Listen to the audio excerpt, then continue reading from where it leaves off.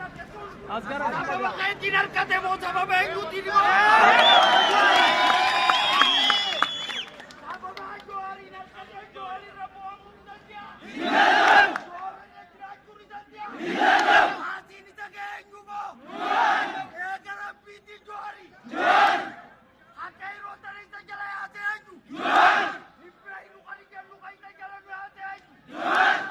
Dubara itu tukar galakun.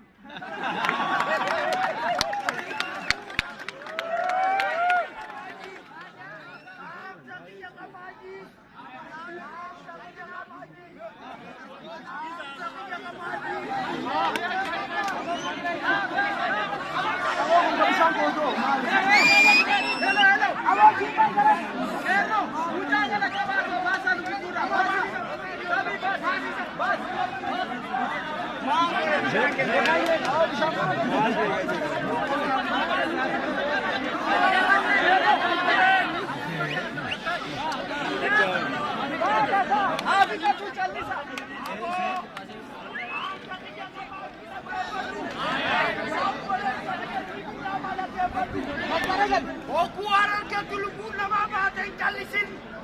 Oku litat tulupun na baba at opalay sa natin kalisin. Oku kapag kiba at kalisin. Oku kiba ba at kalisin.